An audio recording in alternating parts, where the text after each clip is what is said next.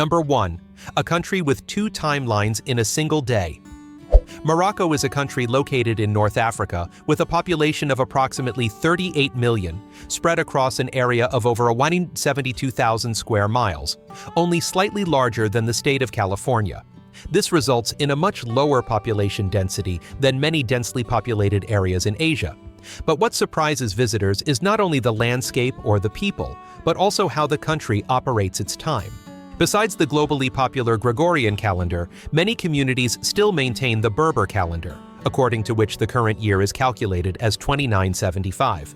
So, if you see a local calendar and feel like you've stepped into the future, rest assured you're still in the real world. Today, the Berber calendar is also used in traditional agricultural festivals and community events in mountainous regions, helping to preserve cultural identity for generations. Geographically, Morocco is like a microcosm of the world. This country boasts the arid Sahara Desert, the snow-capped Atlas Mountains in winter, and coastlines stretching along both the Mediterranean and the Atlantic. Few places on Earth combine desert climate, mountain air, and sea breezes in such a single territory. Morocco is also very close to Europe, with the Strait of Gibraltar separating the two continents only about 10 miles away. On clear days, one can even see the Spanish coast from the Moroccan side.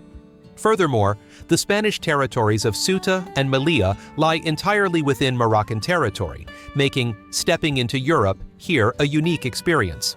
Not only that, many people living in the border region travel back and forth daily for work and small-scale trade, creating a unique intermingling economic life between Europe and North Africa. Number 2. Moroccans call the liver love. Morocco is a country with a multi-layered cultural identity. A significant portion of the population has light skin and facial features closer to European, a result of centuries of cultural exchange. The Berbers are the indigenous people who have lived here since ancient times. This was followed by the arrival of Arabs in the 7th century, and then the influence of France and Spain during the colonial period. Therefore, the appearance and cultural traditions of Morocco bear a very distinct blend. The languages in Morocco also reflect this.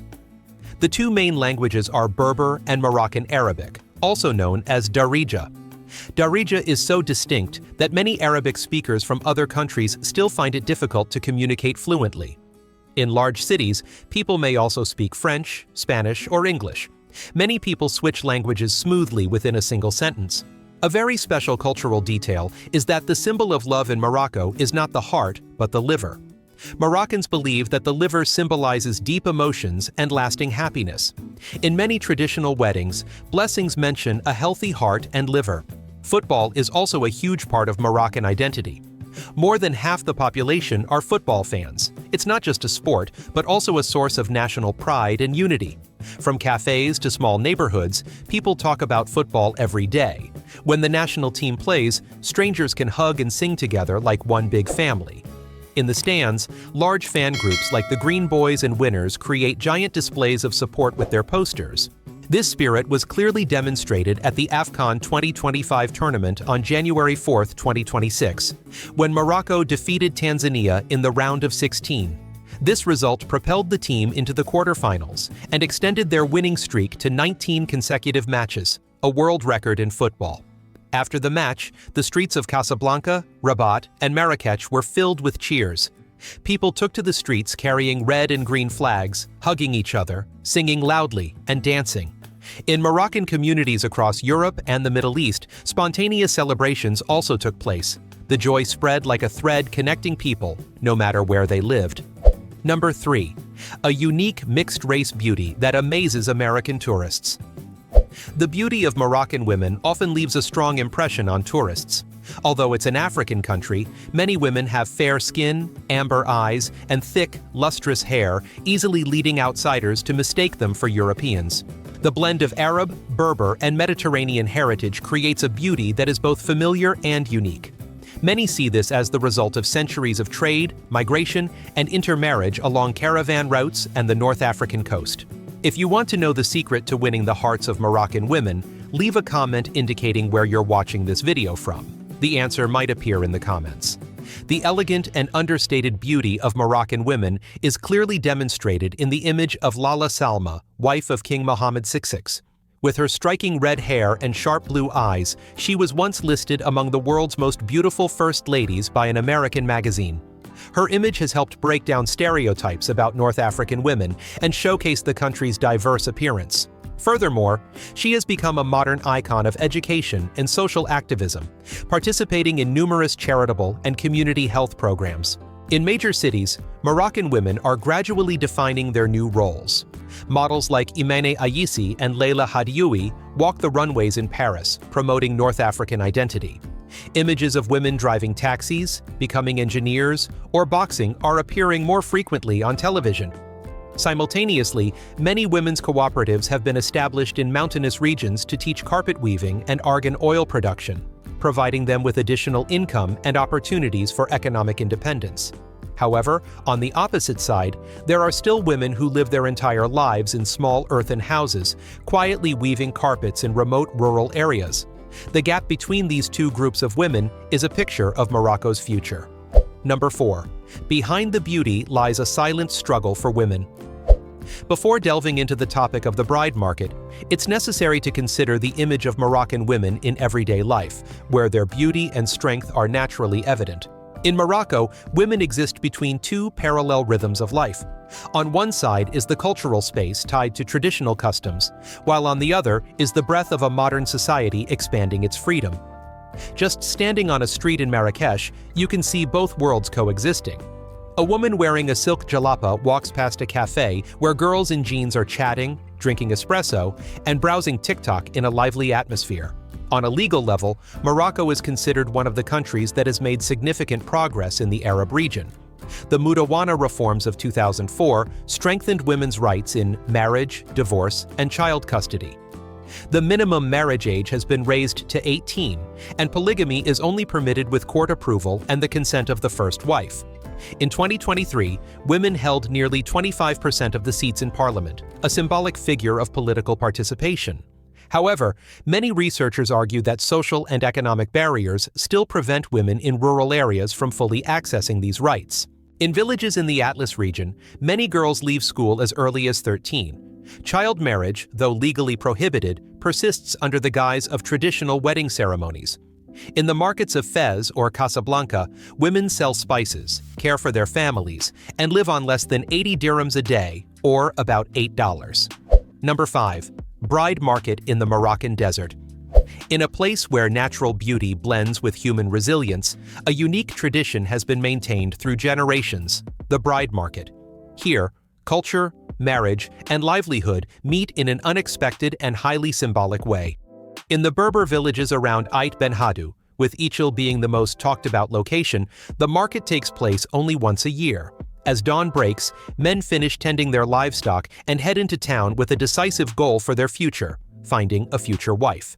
They stand in line, maintaining a calm demeanor, and wait their turn to speak with the women in front of them. There is no haggling or commotion like in typical markets, only watchful eyes, brief conversations, and the hope of a good choice. Some anthropologists consider this market a social mechanism that helps clans maintain their connections and balance roles among families within the Berber community. The women participating in the market also prepare meticulously with support from their families. Most faces are covered, revealing only the eyes, as a way to test the intuition and perceptive abilities of the other person, rather than just focusing on appearance. If the girl agrees, she will proactively take the hand of the man opposite her. A surprising point for many visitors is that the market is not only for unmarried women. Widowed or divorced women are still welcomed, and in many cases, they are even considered reliable choices due to their experience in managing a household.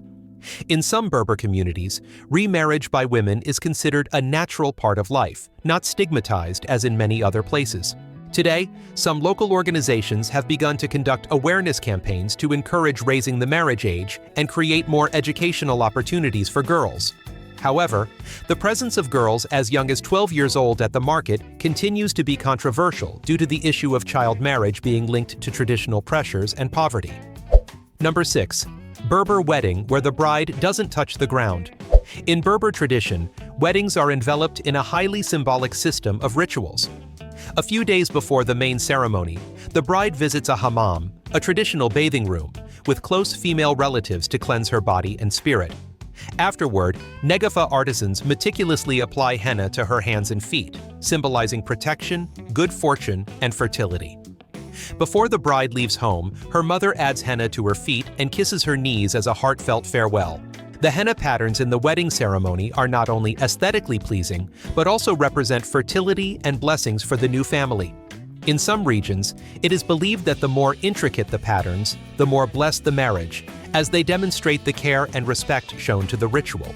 The bride is carried to her husband's home on the back of a mule, an animal considered a gender-neutral symbol, representing balance between the two families. Upon arrival, she is lifted directly onto the bed so her feet do not touch the ground, as the Berbers believe this helps ward off bad luck on the big day. During the ceremony, both the bride and groom are raised on an amaria platform amidst music and a festive atmosphere. The groom presents sugar and henna designs as a promise of a sweet and stable future. In some communities, this ritual is accompanied by blessings read aloud by the clan leader, emphasizing the couple's responsibilities to their new family. Although many modern rituals have appeared in urban areas, mountain villages still retain almost entirely the traditional structure of the ceremony as a symbol of cultural identity. If you had the chance to witness it, would you like to experience this time-worn wedding ceremony firsthand? Leave the year in the comments if your answer is yes. Number 7. A smoky shock at a Moroccan tannery. Most people around the world have never seen the traditional leather tanning process firsthand, but in Morocco, you can not only observe it, but also experience it firsthand. In the old towns of Fez and Marrakech, behind centuries-old stone walls, are tanneries that operate almost exactly as they did in the Middle Ages. This craft has existed for hundreds of years, and remarkably, almost every step is performed by hand. These tanneries are considered a living heritage of craftsmanship, where techniques are passed down through generations without being replaced by machinery. The process begins when cow, goat, sheep, and even camel hides are soaked in large stone tanks for 2 to 3 days. The mixture in the tanks consists of water, salt, lime, and animal urine, which helps remove excess hair and fat from the hides. Afterward, the hides are transferred to another solution made from water and pigeon droppings to naturally soften them. The workers step barefoot into the vats, trampling and turning the hides for hours until they reach the desired softness. This work demands immense physical endurance and is often done under the sun, amidst the constant stench of natural chemicals. Once softened, the hides are placed in dyeing pits filled with natural colors. Poppies produce red, saffron provides yellow, henna leaves create orange, and mint produces green. The hides are then sun-dried, smoothed, and passed on to local artisans. From there, they become handcrafted leather bags, belts, jackets, or traditional shoes. Some shops around the tannery even display the products on site so visitors can see the entire journey, from raw material to finished product. But there's one detail that not many people mention beforehand. When you enter a tannery, the first reaction is almost never astonishment at the beauty. Instead, a familiar question arises: what am I smelling? The stench of decaying animal hides, animal fat, fermented urine, and even pigeon droppings blends together to create an overwhelmingly unpleasant odor. Locals often offer tourists mint leaves to hold under their noses. However, above all, the landscape here resembles a giant work of art carved into the heart of the city. Circular dye pits, ablaze with shades of red, yellow, green, and blue, create a scene many liken to a living painting. It is both raw, overwhelming, and authentic. For many visitors, it's not just a tourist destination, but a powerful cultural experience of craftsmanship, history, and human life.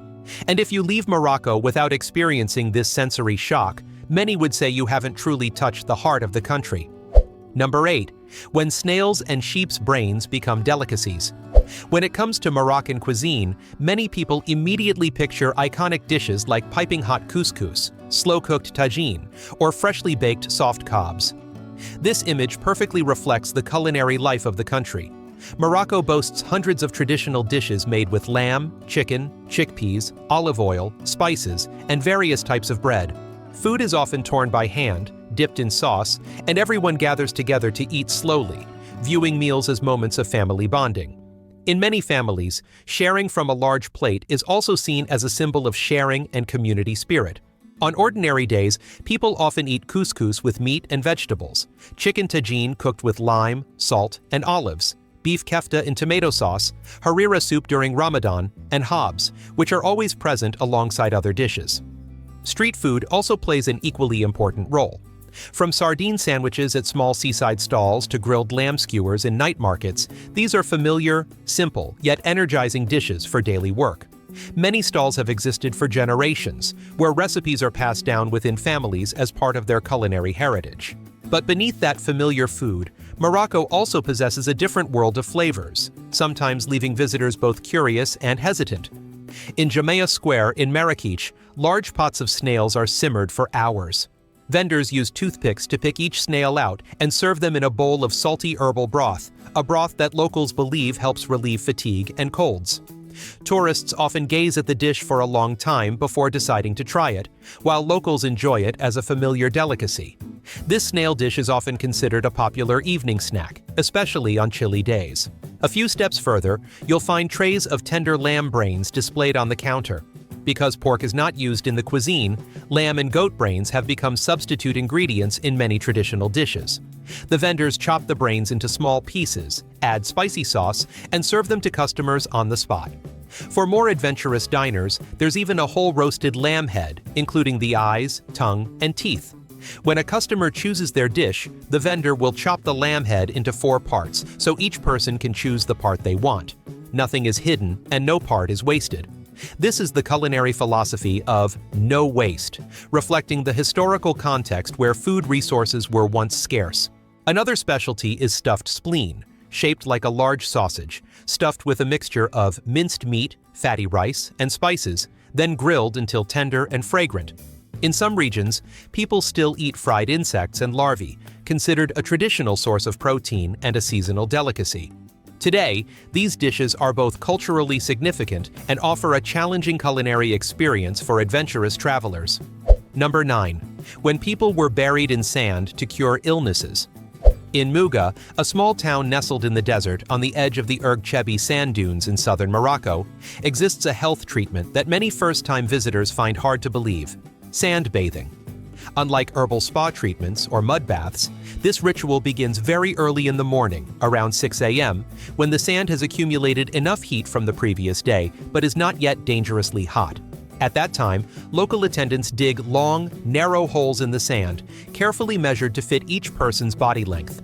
By around 8 a.m., when the surface temperature of the sand can reach nearly 38 degrees Celsius, the sand bathing officially begins. Locals believe this is the time when the body absorbs heat best without putting too much pressure on the heart and respiratory system. Guests lie on their backs in the sand, and their bodies are gradually buried in the hot sand, leaving only their heads exposed. Each treatment session lasts no more than 10 minutes to avoid overheating the body. Throughout the process, an attendant is always present, shielding from direct sunlight, providing water to prevent dehydration, and, if needed, providing sunglasses or a hat to protect the eyes and face from the harsh desert sun.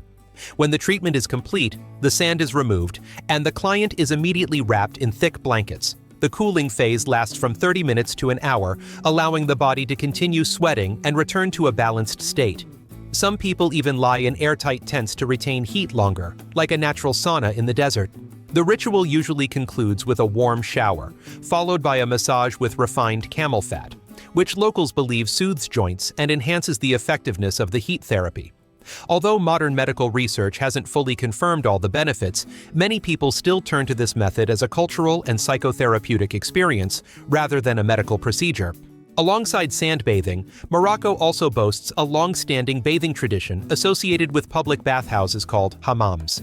Number 10. Where olives are sold by the bucket like food. Let's visit Casablanca, Morocco's largest and most vibrant city, where traditional markets remain central to the daily lives of its people. Among them, the olive market always catches the eye. Morocco is among the world's top 3 olive producers, after Spain and Greece, and is also a leading producer of argan oil.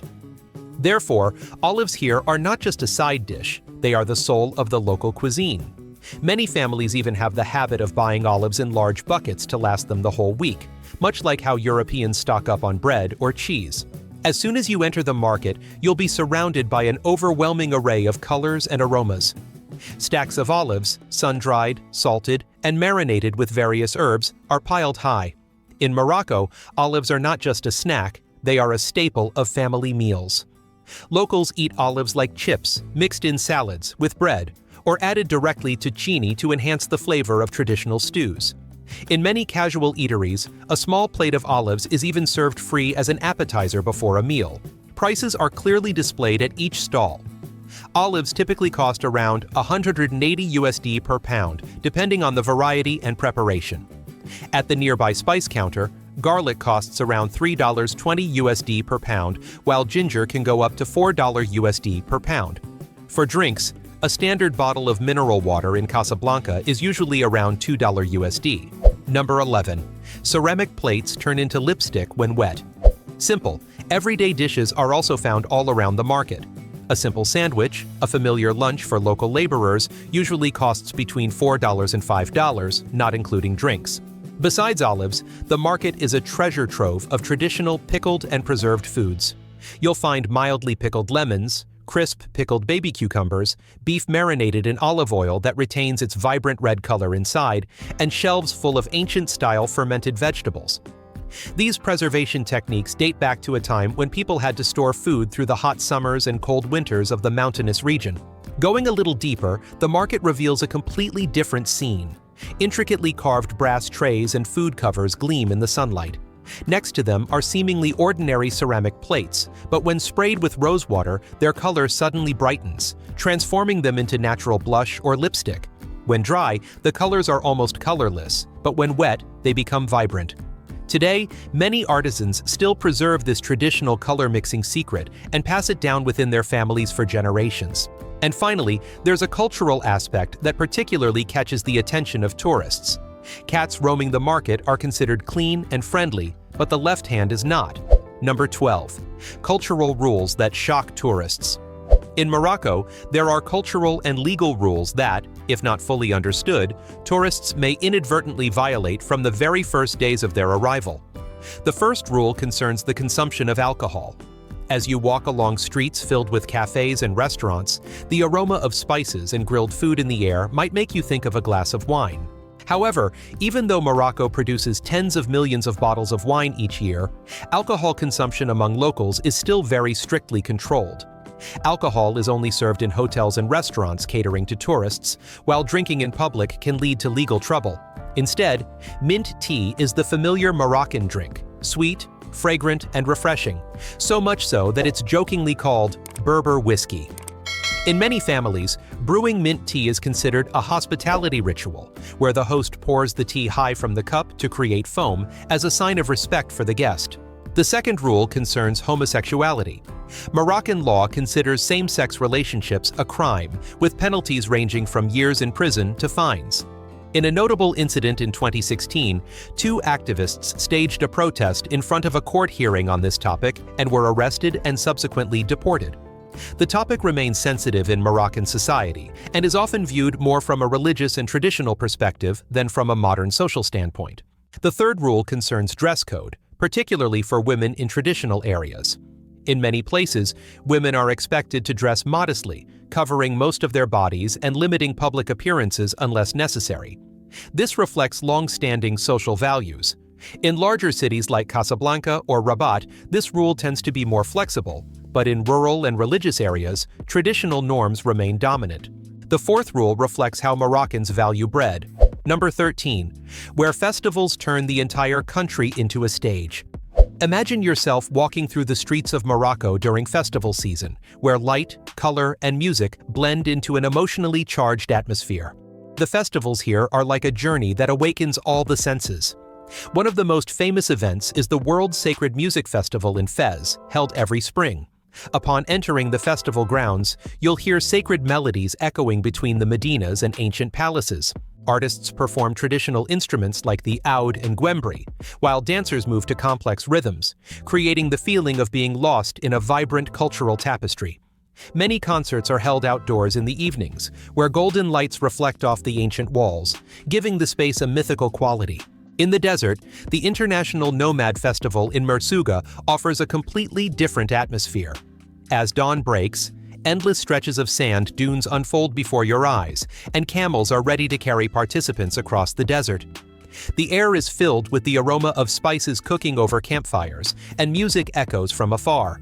Here, you can watch traditional Berber dances, listen to nomadic songs, and participate in drumming circles around the bonfire at night. At night, desert temperatures can drop to around 50-degree ice, 10-degree ice, but the community spirit and music keep the atmosphere warm. Besides artistic performances, the festival also features cultural activities such as camel riding competitions, folk storytelling, and exchanges between nomadic tribes from various regions. If you desire a vibrant and colorful festival, the Rose Festival in Kalat Maguna is an unforgettable experience.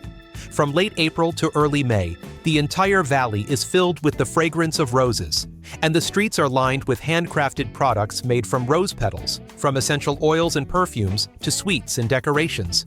Number 14. The enchanting blue town nestled in the mountains of Morocco. Imagine stepping into a town where the entire surroundings are enveloped in soft, gentle shades of blue. This is Chefchaouen, Morocco's famous old town, a dream destination for blue lovers.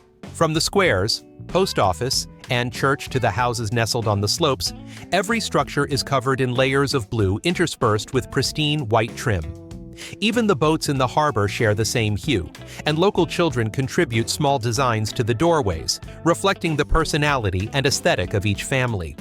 As you stroll through the cobblestone alleys, you'll see scarves, clothing, wind chimes, and souvenirs in vibrant colors standing out against the blue walls, creating an almost magical visual spectacle. The blue hue provides a refreshing and soothing feeling, even in the typical heat of North Africa. Historically, this town was a refuge for Jewish people fleeing Spain in the 15th century. The blue color symbolizes the sky and sacred elements, inspired by traditional dyes used in prayer cloths.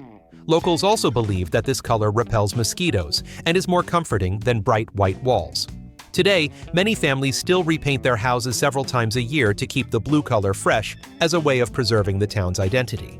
Morocco is also famous for its large-scale and iconic architecture. The Bab Bou Jalaud Gate in Marrakesh is resplendent with turquoise and cobalt blue mosaics, along with star patterns and swirling lines characteristic of Islamic art. At Ouarzazate, the sturdy red brick forts have earned the moniker Hollywood of Africa, serving as the setting for major films such as Gladiator, Alexander, and Kingdom of Heaven. The Koutoubia Mosque stands 253 feet tall, featuring intricate stone carvings and 4 spheres at the top representing the sun, moon, and stars. Number 15. When Rolls-Royce meets ordinary people in Morocco. Morocco is a country where contrasts coexist. On many streets, you can find traditional and peaceful life, but at the economic and elite levels, a completely different story unfolds. The country boasts 3 billionaires and around 4,500 millionaires, so Morocco is far from poor considering its GDP per capita of approximately 3,093. At the top of the wealth hierarchy is Sultan Mohammed VI, with an estimated fortune of $5.7 billion. Besides the royal family, the Moroccan economy is strongly driven by luxury industries such as high-end hotels, yachts, private jets, watches, and luxury cars. Morocco currently ranks 3rd in Africa in the luxury market, behind only Kenya and South Africa. Its diverse landscapes, historical architecture, and unique natural settings attract hundreds of international film projects each year. Furthermore, the rare hardwoods found at the foot of the Atlas Mountains are particularly favored by Rolls-Royce, Mercedes, and BMW in their car interior designs. Some cities, like Ouarzazate, have even developed large film studios dedicated to the film industry, making cinema a vital part of the local economy.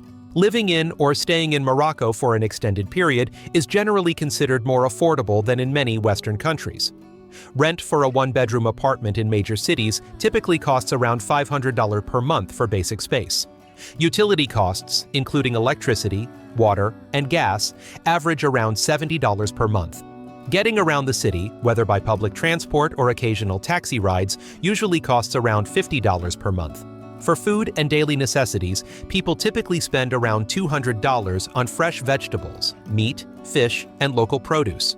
In smaller towns and suburban areas, these expenses are even lower, making it easier to balance personal budgets for those who choose a more modest lifestyle.